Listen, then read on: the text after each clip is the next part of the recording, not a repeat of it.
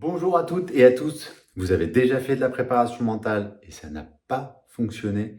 Vous avez peut-être déjà essayé de mettre en place des choses en préparation mentale avec votre athlète et ça n'a pas fonctionné non plus.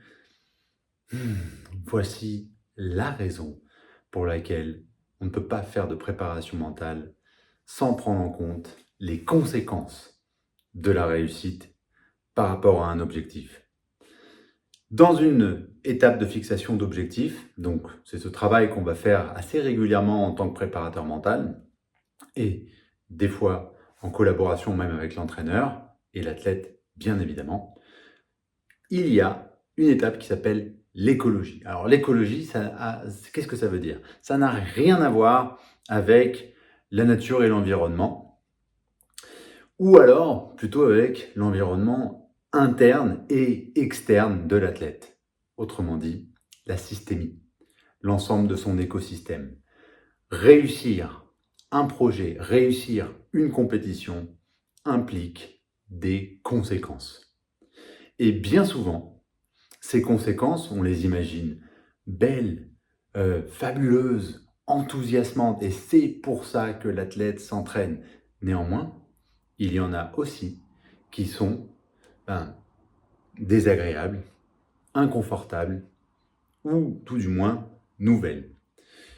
Pour ça, je vais vous expliquer une situation que j'ai rencontrée récemment dans un coaching. Je travaillais avec une athlète en sport de combat, très forte, numéro 2 française, dans le top 5 mondial.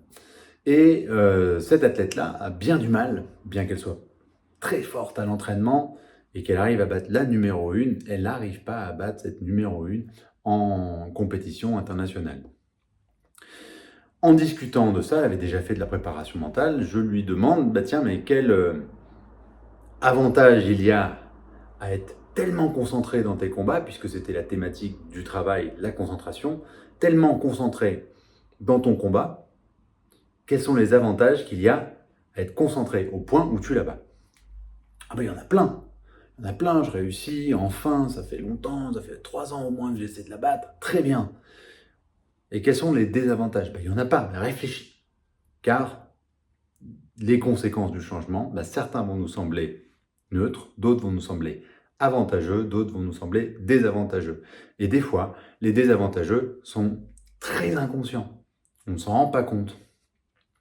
Elle réfléchit un petit peu, puis elle me dit oh, mais en fait, si je la bats d'un coup, d'une, j'ai un peu l'impression que je dois la battre dorénavant à chaque fois. Premier désavantage, une espèce d'obligation qu'elle avait dans sa tête.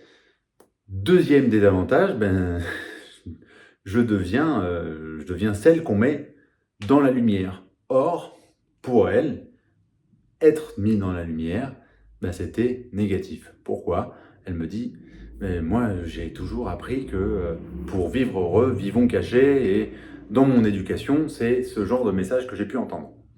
Autrement dit, si elle la bat, elle est mise dans la lumière, et si elle est mise dans la lumière, elle se met en danger.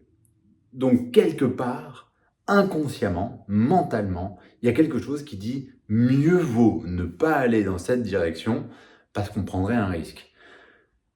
C'est la raison pour laquelle on peut mettre en place des fois plein de super techniques de concentration, de méditation, de sophrologie, de respiration et ainsi de suite, mais si on n'a pas pris en compte les conséquences d'un changement, les conséquences d'une adaptation, de meilleures habiletés mentales, d'une meilleure performance mentale, si on n'a pas pris en compte ces conséquences-là, peut-être que ça ne tiendra pas, au risque que la personne se dise la préparation mentale, ça n'a pas fonctionné, ou alors l'entraînement, ou alors avec tel entraîneur, ça n'a pas fonctionné, avec tel club, ça n'a pas fonctionné, avec tel prépa physique, ça n'a pas fonctionné, alors qu'en fait, c'était pas forcément la raison.